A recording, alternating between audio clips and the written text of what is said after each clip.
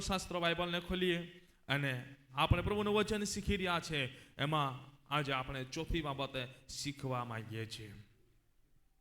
2 રવિવાર પ્રભુનું વચન શીખી ગયા છે. આજે ત્રીજા રવિવારે એ જ વિષયમાં આપણે આગળ વધવા માંગીએ છીએ. પ્રભુનું વચન આપણે શીખી રહ્યા છે. દરરોજ બાઇબલ વાંચવાથી શું ફાયદો થાય છે. અને 2 રવિવાર આપણે શીખ્યા છે તો કેટલા ભાઈ બને પોતાના જીવનની અંદર આ વચનો થકી આ બાઇબલ વાંચવાનું ચાલુ કરીશું. કઈ કહી શકે છે કે વચન શીખતા શીખતા અમે અમારા જીવનની અંદર આ પગથિયું ભર્યું છે કે અમે બાઇબલ વાંચવાનું ચાલુ કર્યું છે. કેટલા જણ છે? કેટલા જણ છે?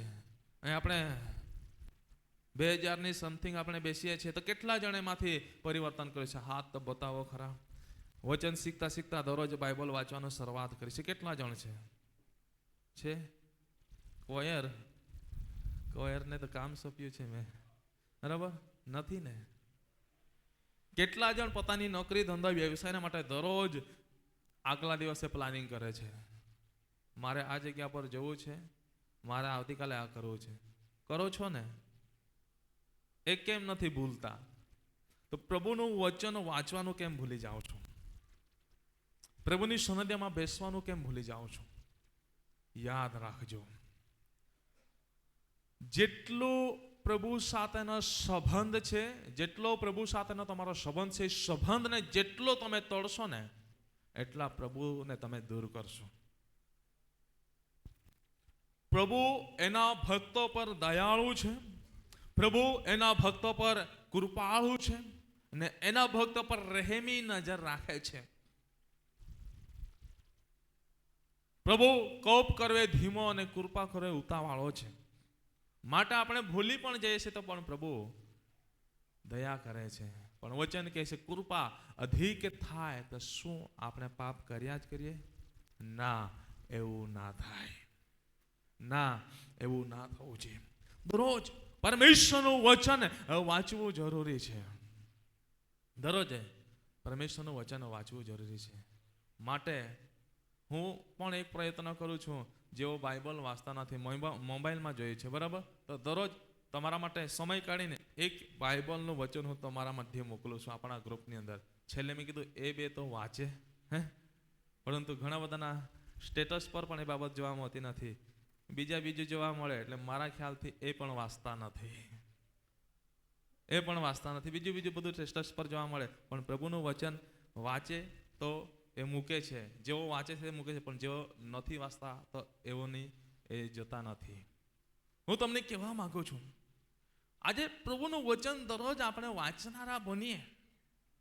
જેમ દરરોજ આપણને ભૂખ લાગે છે ને, સવારે ઉઠીએ છીએ, ચા નાસ્તો થયો પછી 10 વાગ્યા, 11 વાગ્યા, 12 વાગ્યા પછી તો હવે તો નહીં મેળ પડે, હવે ખાવું જ પડે છે. અને પેટની ચિંતા કરીને આપણે ખાવા માટે ઉતાવળ કરીએ છીએ ને, એ જ રીતે હું તમને કહેવા માંગુ છું, રોજ એ આત્મિક અન્નના માટે પણ આપણને ભૂખ લાગવી જરૂરી છે. Hallelujah, hallelujah. એ આત્મિક અન્ન માટે ભૂખ લાગવી જરૂરી છે. જેટલા પ્રભુની નિકટ આપણે બનીશું ને, જેટલા પ્રભુની નજીક આપણે જઈશું ને, એટલા પ્રભુ આપણી નજીક રહેશે. અને એટલા પ્રભુ આપણી નજીક બનીને એ પ્રભુ આપણો સહાયક બનશે. Hallelujah, hallelujah, hallelujah. ને જેટલા પ્રભુથી આપણે દૂર જઈશું ને એટલો પ્રભુનો હાથ આપણા પરથી ઉઠતો જશે. પ્રભુનો હાથ આપણા પરથી ઉઠતો જશે. અને મારા પ્રિય ભાઈ, મને ખબર ના પડશે પણ એક દિવસ એવો આવશે, વચનની અંદર લખવામાં આવ્યું છે, અચાનક એ વિપત્તિની અંદર મુકાઈ જશે.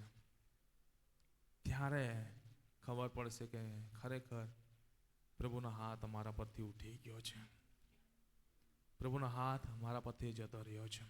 હું તમને કહેવા માંગુ છું, પ્રભુનું વચન આપણે દરરોજ વાંચવું, દરરોજ મનન કરવું ને આત્મિક અન્નને આપણે લેનારા બનીએ.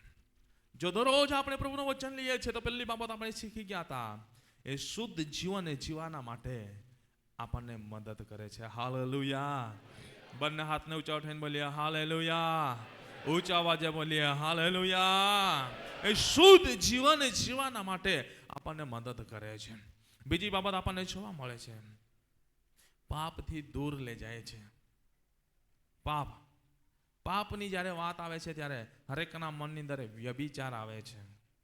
પરંતુ વ્યભિચાર તો છે જ, પણ સૌથી મોટો પાપ નિયમ ભંગ એ પાપ છે.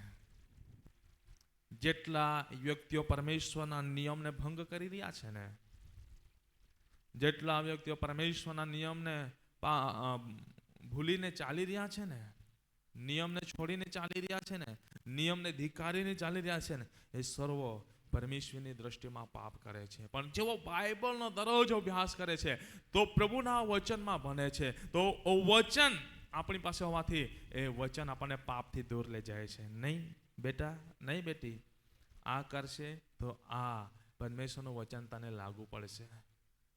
નહીં, આ પાપ નહીં કરવો.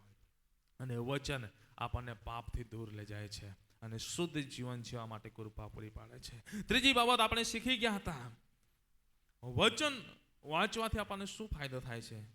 જ્યારે આશા ભંગ થયેલાઓને નવી આશા આપે છે. જ્યારે આપણે તૂટી જઈએ છીએ ત્યારે પ્રભુ એક નવી આશા આપે છે. આજે ચોથી બાબત આપણે શીખવા માંગીએ છીએ.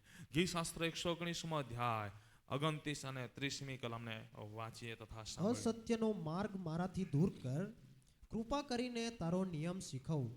મેં સત્યનો માર્ગ પસંદ કર્યો છે, મેં મારી નજરમાં તારા ન્યાય વચનોને રાખ્યા છે. Hallelujah, hallelujah.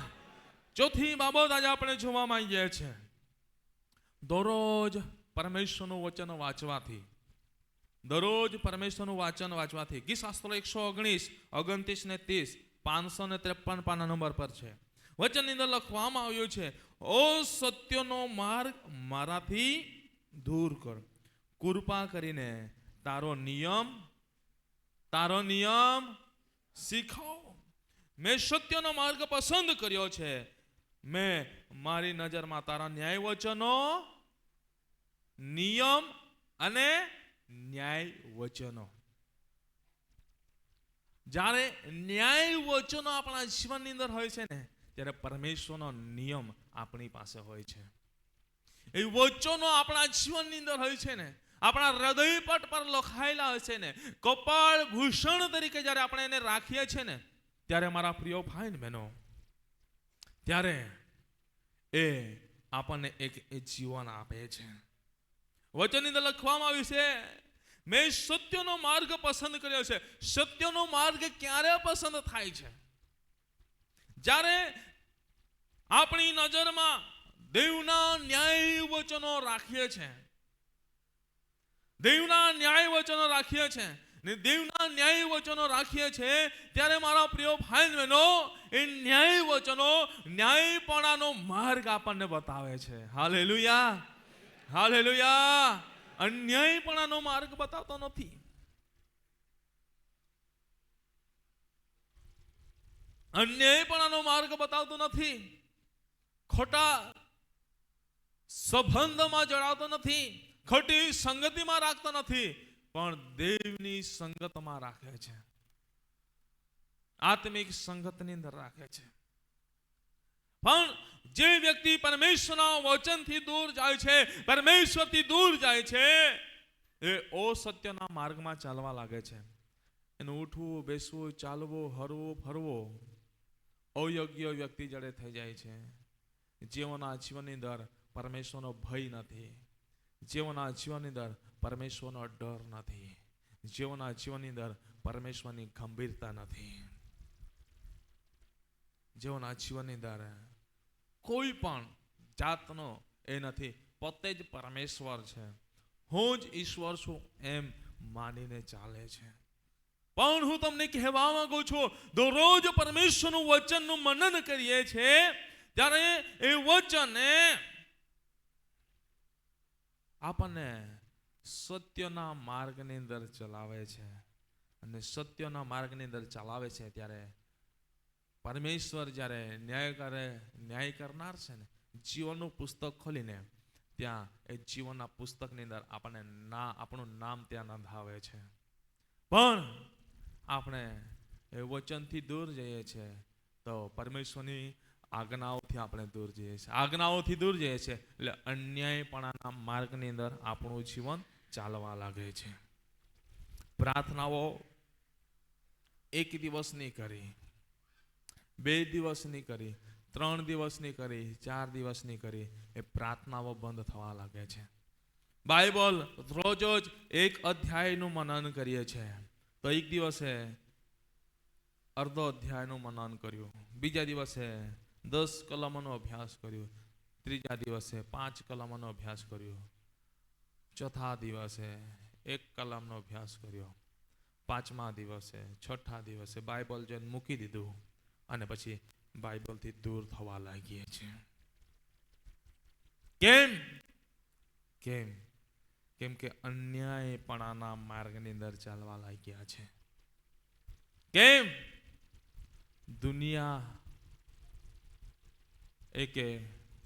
દુનિયાની મોહમાયા ખેંચી લઈ જઈ રહી છે. હું તમને કહેવા માંગુ છું મારા પ્રિય ભાઈ બહેનો, આજે આપણે પ્રભુથી દૂર જનારા ના બનીએ, પ્રભુની પાસે આવનારા બનીએ. મેં તમને ગત સંદેશાની અંદર પણ તમને મેં જણાવ્યું હતું, આપણે જેટલા પ્રભુની પાછળ દોડીશું ને, તો પ્રભુ દુનિયાનું ધન દોલત આપણી પાછળ દોડતું કરશે.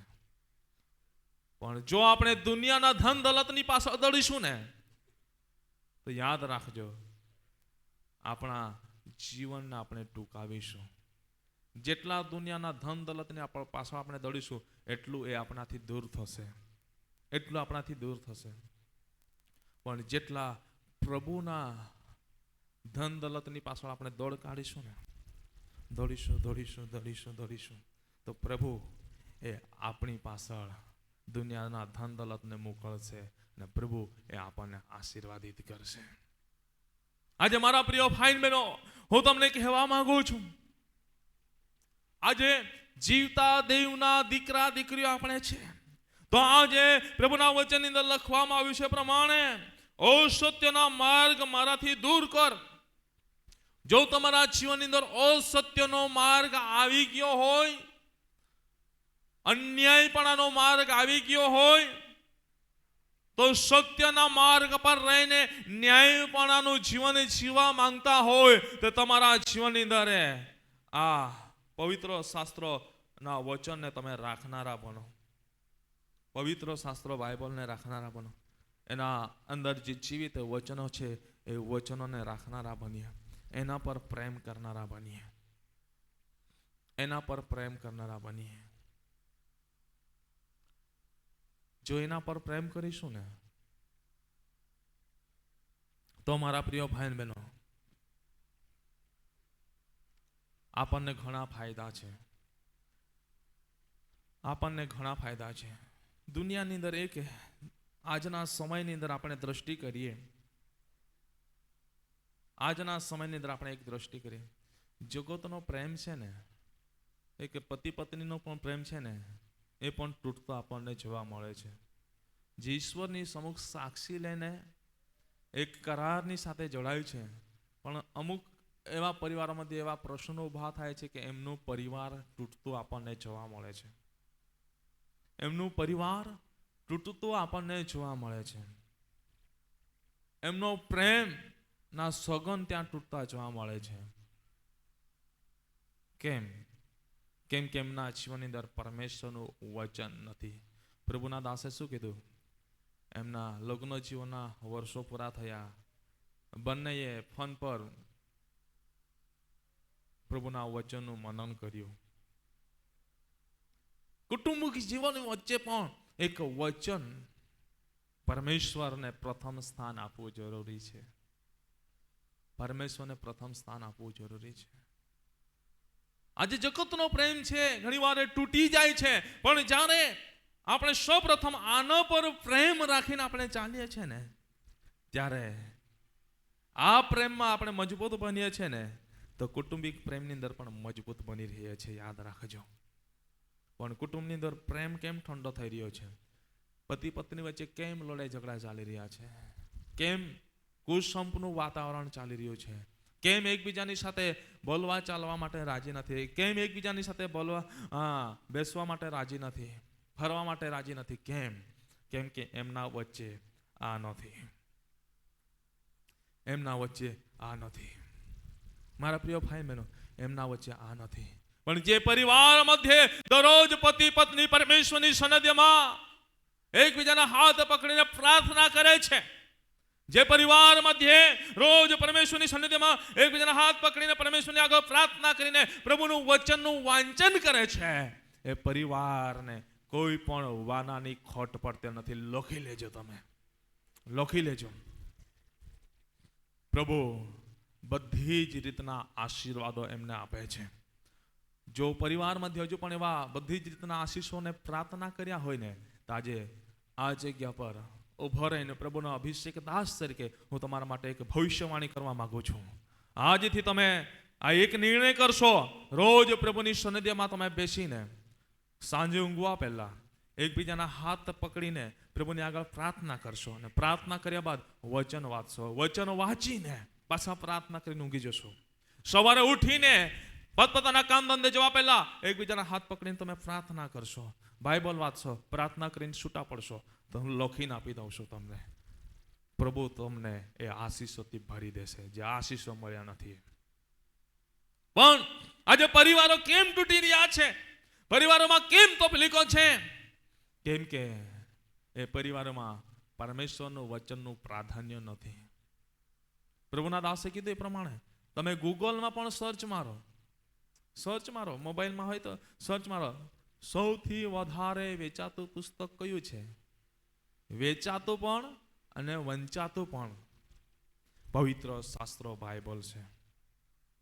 વેચાતું પણ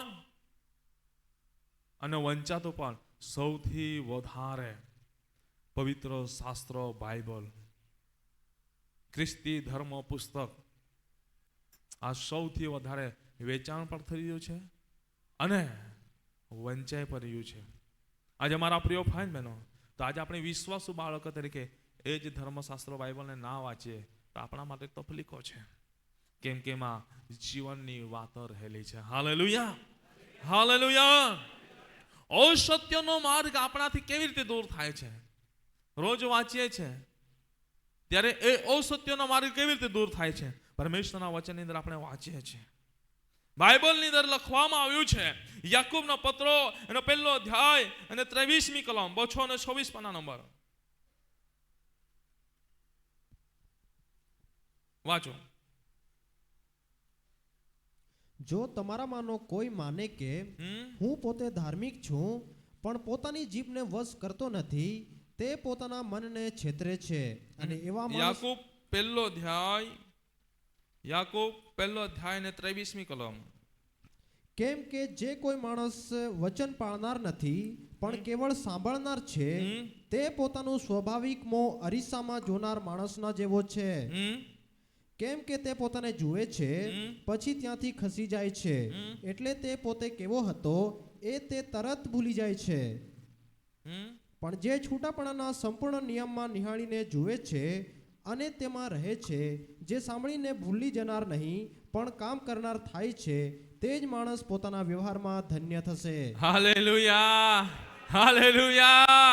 વચનની અંદર લખવામાં આવ્યું છે અસત્યનો માર્ગ કેવી રીતે દૂર થાય છે? કેવી રીતે? આ બાઇબલનો અભ્યાસ કરવા દ્વારા. કેમ કે વચનની અંદર લખવામાં આવ્યું છે બાઇબલ એ અરીસો છે. Hallelujah, hallelujah. હાથ ઉઠાઈને બોલીએ હાલેલુયા, હાલેલુયા. આ બાઇબલ અરીસો છે. અને જ્યારે આ બાઇબલનું આપણે મનન કરીએ છીએ ને, ત્યારે અસત્યનો માર્ગ આપણાથી દૂર થાય છે. રસ્તાની અંદર ઘણું બધું અયોગ્ય બાબતો આવી ગઈ હોય ને, તે બધી જ બાબતો સામે આવવા લાગે છે. અરીસો બને છે અને અરીસો બનીને એ માર્ગને ખુલ્લા કરે છે. વચનની અંદર લખવામાં આવ્યું છે મારા પ્રિય ભાઈ બહેનો, બાઇબલ એ અરીસા સમાન કામ કરે છે. કેમ કે જે કોઈ માણસ વચન પાળનાર નથી પણ માત્ર સાંભળનાર છે, તે પોતાનું સ્વાભાવિકમાં આરસીમાં જનાર માણસ જેવો છે.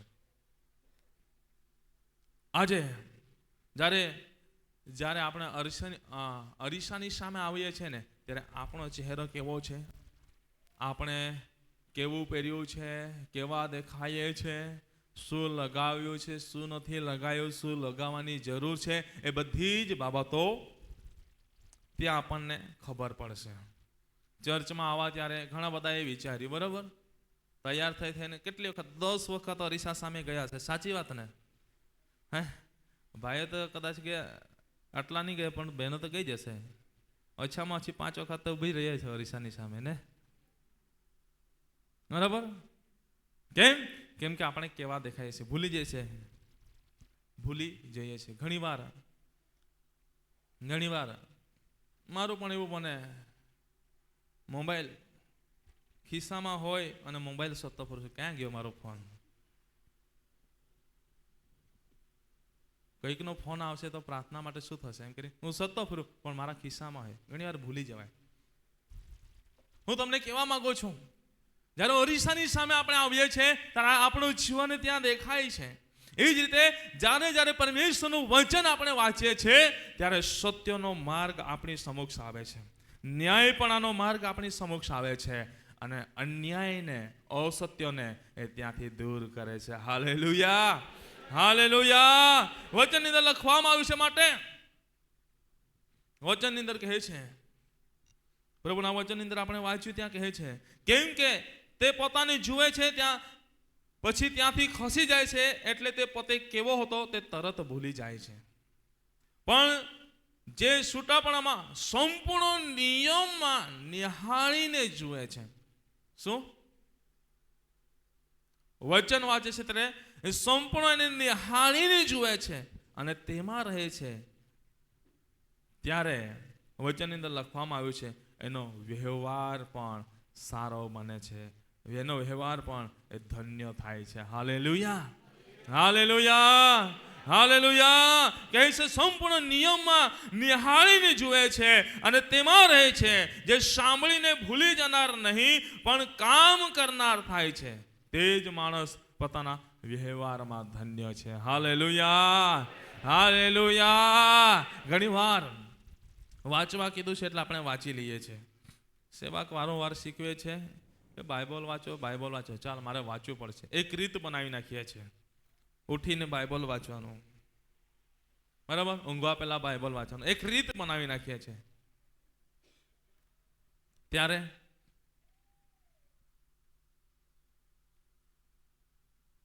પાછળથી એને પૂછે કે શું વાંચ્યું, એમ કહીએ ને તો ખબર નહીં શું વાંચ્યું, કયું પુસ્તક વાંચ્યું, કઈ કલમ વાંચી, એ પૂછીએ એ પણ નહીં ખબર પડે.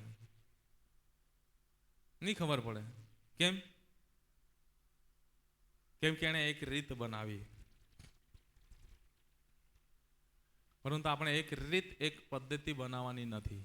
જો વાંચીએ છીએ તો બરાબર વાંચનારા બનીએ. વચનની અંદર લખવામાં આવ્યું છે પ્રમાણે, વચનની અંદર કહે છે પ્રમાણે, મારા પ્રિય ભાઈ બહેનો, સંપૂર્ણ નિયમને નિહાળીને જોઈએ.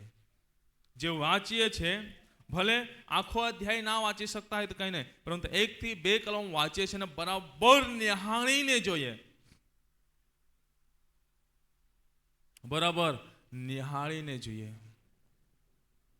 કે જે વાંચ્યું છે એ જીવનની અંદર બની રહે, અને જીવનની અંદર બની રહે, અન્યાયપણાને, અસત્યોને એ દૂર કરે. Hallelujah, hallelujah, hallelujah. માટે મારા પ્રિય ભાઈ બહેનો, દરરોજ બાઇબલ વાંચવાથી આપણને ફાયદો થાય છે. એ ફાયદો થાય છે કે અસત્યનો માર્ગ, અન્યાયપણાનો માર્ગ આપણાથી દૂર થાય છે, અને ન્યાયપણાનો માર્ગ આપણી સમક્ષ આવે છે. Hallelujah, hallelujah. માટે આજે આપણે રોજ બાઇબલ વાંચનારા બનીએ. પ્રભુના વચનની અંદર આગળ કેટલીક બાબતોને આપણે ઝડપથી જોઈ લઈશું. સમય અહીં પૂરો થતો આવ્યો છે, પરંતુ આગળ કેટલીક બાબતને ઝડપથી આપણે જોઈ લઈએ. ગીતશાસ્ત્ર 119:50મી કલમ શું કહે છે, વાંચો. મારા દુઃખમાં મને દિલાસો મળ્યો છે કે તારા વચને મને જીવાડ્યો છે. અને વાંચીએ 52. હે યહોવા, પુરાતન કાળથી તારા જે ન્યાય વચનો છે તેમને મેં સંભાળ્યા ને મને દિલાસો મળ્યો છે. 82. તું મને ક્યારે દિલાસો આપશે, એમ કહેતા મારી આંખો તારા વચનને સારું નિસ્તેજ થઈ જાય છે. Hallelujah, hallelujah. પાંચમી બાબત આપણને જોવા મળે છે, દરરોજ પરમેશ્વરનું વચન વાંચીએ છે ને તો દુઃખમાં એ દિલાસા રૂપ બને છે. કેટલા જણનો અનુભવ થયો છે, જ્યારે તૂટી જાઓ છો, હારી જાઓ છો, ત્યારે પરમેશ્વરનું વચન લઈને બેસો છો તો તમને શાંતિ લાગે છે. કેટલા જણને અનુભવ છે? મને અનુભવ છે. જ્યારે તૂટી જાઉં છું, હારી જાઉં છું, ઘણીવાર એકલતાપણનો અનુભવ થાય છે, ત્યારે પરમેશ્વરનું વચન લઈને બેસીએ છીએ, એના પર પ્રેમ કરીએ છીએ, તો પ્રભુ એ વચનો થકી ઘણી બધી હિંમત આપે છે, ઘણી બધી હિંમત આપે છે. વચનની અંદર લખવામાં આવ્યું છે, મારા દુઃખમાં મને દિલાસો મળ્યો છે કે તારા વચને મને જીવાડ્યું છે. Hallelujah, hallelujah, hallelujah. દુઃખમાં જ્યારે સારા હોઈએ ને ત્યારે આપણી પાસે 100ની ટોળી હોય, બરાબર? આપણી પાછળ 100 જણાની ટોળી હોય, પરંતુ જ્યારે દુઃખમાં પડીએ ને તો પાછળ ફરીને જશો તમને જગ્યા ખાલી દેખાશે. સાચી વાત છે, સાચી વાત છે બહેનો. જો સહમત થાય તો હાથ ઉઠાવીને બતાવો. સહમત છો? દુઃખમાં હોઈએ ત્યારે આપણી પાછળ જગ્યા ખાલી દેખાશે, પણ સુખમાં હોઈશું ને તો આપણી પાછળ જગ્યા ભરાયેલી દેખાશે. અને એ સમયે જ્યારે દુઃખમાં હોઈએ છે ત્યારે આપણને કેવળ આ જ કામ આવશે, આજ આપણને હિંમત આપશે. વચનની અંદર લખવામાં આવ્યું છે, મારા દુઃખમાં દિલાસો મળ્યો છે એમ કે તારા વચને મને જીવાડ્યું છે. અને એ વચન ક્યારે આપણને જીવાડે છે? એ ક્યારે દિલાસો આપનારું વચન બને છે, ક્યારે પ્રોત્સાહન આપનારું વચન બને છે? જ્યારે પરમેશ્વરનું વચન આપણે મનન કર્યું છે ત્યારે. જ્યારે પરમેશ્વરના વચનને રોજ આપણે સ્મરણ કરનારા બન્યા છું ત્યારે, દરરોજ આપણે વાંચનારા, અભ્યાસ કરનારા બન્યા છે ત્યારે, એને ગ્રહણ કરનારા બન્યા છું ત્યારે એ પરમેશ્વરનું વચન એ દુઃખના સમયે એ આપણને હિંમત આપનારું બનશે. Hallelujah, hallelujah. વચનની અંદર કહે છે, દુઃખમાં મને દિલાસો મળ્યો છે, તારા વચને મને જીવાડ્યું છે. ઘણીવાર ઘણા બધા પરિવારો તૂટી જાય છે, એટલે હદ સુધી તૂટી જાય છે કે પોતાનું જીવન એ ટૂંકાવી નાખે છે.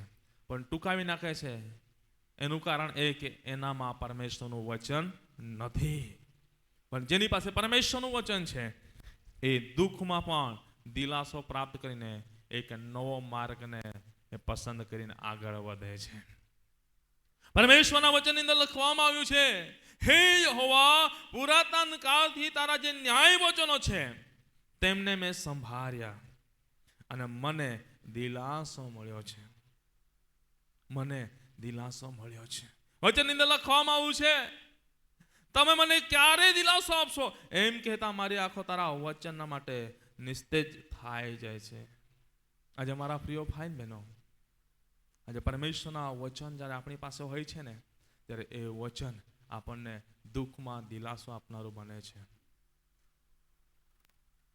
પરમેશ્વરના વચનની અંદર જ્યારે તમે જીવન જીવવા લાગશો ને, તમે સુખમાં રહેશો, ત્યારે તમારી પાછળ 5, 10, 15, 20, 25 એમ કરીને મોટું ટોળું વધતું જશે. મોટું ટોળું વધતું જશે. અને એ ટોળું વધી જશે ત્યારે તમને સારું લાગશે કે હવે હું કંઈક શું. પરંતુ એ ટોળું આત્મિક છે કે પછી સંસારિક છે એને પણ તમે ધ્યાનમાં લેજો. એ ટોળું વધી ગયું છે, એ વધવાના લીધે તમને ફાયદો થઈ રહ્યો છે કે નુકસાન થઈ રહ્યો છે, એ બાબતને પણ તમે ધ્યાનમાં લેજો. જો મારા પ્રિય ભાઈ બહેનો, એ ટોળું વધવાના લીધે કદાચ તમને નુકસાન થઈ રહ્યું છે, તમારાથી બાઇબલ વાંચવાનું છૂટી રહ્યું છે, પ્રાર્થના કરવાની છૂટી રહી છે, તો યાદ રાખજો એ તમારા માટે નુકસાનકારક છે. કે જે વચનની અંદર તમને મજબૂત બનાવે છે એ વચનમાંથી તમને હટાવી રહ્યું છે, વચનથી તમને દૂર લઈ જઈ રહ્યું છે. આજે મારા પ્રિય ભાઈ બહેનો, એ બાબતને યાદ રાખો. પરમેશ્વરનું વચન આજે દુઃખમાં આપણને દિલાસા આપે છે. જ્યારે દુઃખ આવશે ત્યારે આખું ટોળું હટી જશે, પણ જે પરમેશ્વરનું વચન થકી હશે એ ટોળું એ તમારી સાથે રહેશે, એ તમારી પૂછપરછ કરશે, એ તમારી હડકે પડખે રહેશે. આજે મારા પ્રિય ભાઈ બહેનો, માટે હું તમને કહેવા માંગુ છું, પરમેશ્વરના વચન પર આપણે પ્રેમ કરનારા બનીએ. પરમેશ્વરના વચનને આપણે વિશેષ પ્રેમ કરીને એ પ્રમાણે જીવન જીવનારા બનીએ કે પરમેશ્વરના વચન થકી આપણે જ્યારે જીવનની અંદર એકલા પણ પડી જઈએ, પણ એ વચન આપણને દિલાસો આપે, એ હિંમત આપે, ને દુઃખમાં એ વચન આપણને એક નવું જીવન આપે. Hallelujah, hallelujah. પથારીમાં પડેલા હોય ત્યાંથી એ ઉઠાડનારું વચન થવું જોઈએ. મરણની પથારીમાં પડેલા હોય પણ એ સમયે એ પ્રભુનું વચન તમને ત્યાં હિંમત આપીને તમને નવું જીવન આપનારું હોવું જોઈએ. એ વચનને એ પ્રમાણે આપણે એક પ્રમાણે ગ્રહણ કરીને જીવન જીવનારા બનીએ. આજે ઘણા બધા ભાઈ બહેનો છે જ્યારે તૂટી જાય છે, ઘણા બધા ભાઈ બહેનો છે હારી જાય છે, પણ જેવો દરરોજ પ્રભુનું વચન વાંચે છે એવો હિંમત પ્રાપ્ત કરીને આગળ વધે છે, એવો હિંમત પ્રાપ્ત કરીને આગળ વધે છે. અહીં બેઠેલા હરેક ભાઈ બહેનોને કહેવા માંગુ છું, નાના મોટા દરેકને હું કહેવા માંગુ છું, આજે પરમેશ્વરના વચન પર પ્રેમ કરનારા બનો, કે એ વચન એ તમને સત્યના માર્ગ પર ચલાવશે, ન્યાયપણાના માર્ગમાં તમને ચલાવશે. એ વચન એ તમને દુઃખમાં દિલાસારૂપ બનશે, સુખમાં તો સહેજ પણ દુઃખમાં વિશેષ દિલાસારૂપ બનશે. માટે એ વચન પર પ્રેમ કરનારા બનીએ. છઠ્ઠી બાબત આપણને જોવા મળે છે. હું ઝડપ કરી રહ્યો છું, આજે આ બાબતો તમારી મધ્ય મૂકી દેવા માંગુ છું. એટલે ઝડપથી ઉપરથી 2-3 બાબતો હું તમને જણાવી આપી છે. ગીત શાસ્ત્રો 119મો અધ્યાય 97 થી 99 કલમ સુધી આપણે વાંચીએ છીએ. ત્યાં પણ કેટલીક બાબતો આપણને જોવા મળે છે. શું કહે છે? વાંચી લો. હું તારા નિયમ પર કેટલો બધો પ્રેમ રાખું છું, આખો દિવસ તેનું જ મનન કરું છું. તારી આજ્ઞાઓ મારા શત્રુઓના કરતા મને બુદ્ધિમાન કરે છે, કેમ કે તેઓ સદા મારી પાસે છે. મારા સર્વ શિક્ષકો કરતા હું વધુ જ સમજુ છું, કેમ કે હું તારા સાક્ષીઓનું ધ્યાન ધરું છું. Hallelujah, hallelujah. શું કહે છે? છઠ્ઠી બાબતે એ પરમેશ્વરનું વચન રોજ વાંચવાથી આપણને શું કરે છે? શું બનાવે છે? બુદ્ધિમાન બનાવે છે. હાલેલુયા. કહે છે તારી આજ્ઞાઓ મારા શત્રુઓ કરતા મને બુદ્ધિમાન કરે છે, કેમ કે તેઓ સદા મારી પાસે છે. પ્રભુનું વચન સદા આપણી પાસે રહે છે ને, તો શત્રુઓનો સામે વિજય આપણને પ્રાપ્ત કરાવે છે, એક નવો માર્ગ ખોલે છે. પ્રભુના વચનની અંદર લખવામાં આવ્યું છે, મારા સર્વ શિક્ષકો કરતા હું વધુ સમજુ છું, કેમ કે હું તારા સાક્ષ્યને ધ્યાનમાં ધરું છું. જ્યારે પરમેશ્વરના વચન પ્રમાણે આપણે ચાલીએ છીએ ને, તો આપણી સામે ગમે એટલા જ્ઞાની પણ હોય ને, એને પ્રભુ નીચે જવડાવે છે. પણ ક્યારે? જ્યારે પરમેશ્વરના વચનની અંદર આપણે બની રહીએ છીએ ત્યારે. મારા પ્રિય ભાઈ બહેનો, હું આગળ વધવા માંગુ છું, પરંતુ મને સમય મર્યાદા દેખાઈ રહી છે, હું આગળ વધવા માંગતો નથી. 7મી બાબત છે, આપણને વચનની અંદર જોવા મળે છે. તમે ગીત શાસ્ત્ર 105 વાંચો તો ત્યાં આપણને જોવા મળે છે, જીવનની સામે આવતા અંધકારને એ દૂર કરે છે.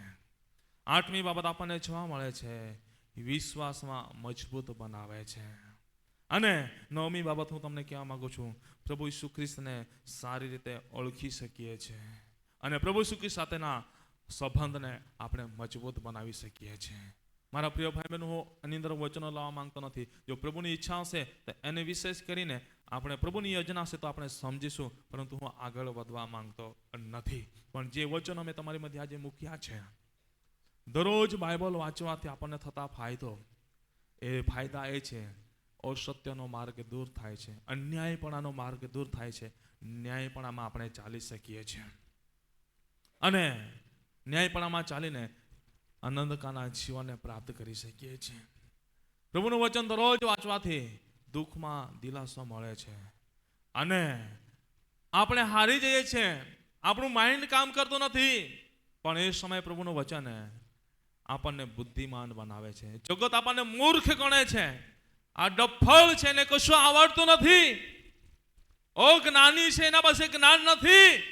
પણ પ્રભુનું વચન દરરોજ વાંચો તો પ્રભુનું વચન એ તમને જ્ઞાની બનાવે છે. જે સુલેમાનને જ્ઞાન આપી શકતો હોય અને પ્રભુએ કીધું તારા પહેલા ને તારા પાસે એવો કોઈ જ્ઞાની થશે નહીં, તો એ જ પ્રભુ મારો અને એ જ પ્રભુ તમારો પણ છે.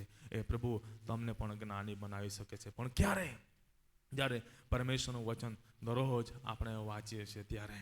માટે 3 રવિવાર થયા અને 3 રવિવારે આપણે 3 રવિવારની અંદર જે બાબતો શીખ્યા એ તો એ છે. પહેલી બાબત આપણે શીખી ગયા, પ્રભુનું વચન દરરોજ વાંચવાથી, મુખ્ય બાબત, પ્રભુનું વચન દરરોજ વાંચવાથી ફાયદા. પહેલી બાબત જઈ ગયા, શુદ્ધ જીવન જીવવાના માટે મદદ કરે છે. બીજી બાબત, પાપથી દૂર રહેવાના માટે મદદ કરે છે. ત્રીજી બાબત, આશા ભંગ થયેલાઓને નવી આશા આપે છે. અને ચોથી બાબત, અસત્યનો માર્ગ દૂર થાય છે. અને પાંચમી બાબત, દુઃખમાં દિલાસો મળે છે. અને છઠ્ઠી બાબત, અબુદ્ધિમાનને બુદ્ધિમાન બનાવે છે. આ ટૂંકા વચનો થકી પ્રભુ દરેકને આશીર્વાદ આપે. આ ટૂંકા વચનો થકી પ્રભુ દરેકને આશીર્વાદ આપે.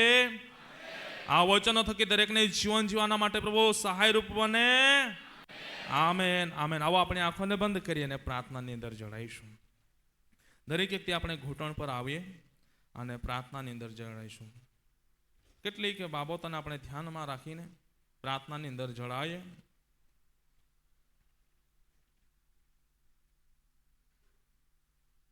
દરેક વ્યક્તિ આપણે પ્રાર્થનાની અંદર જોડાઈએ. વચન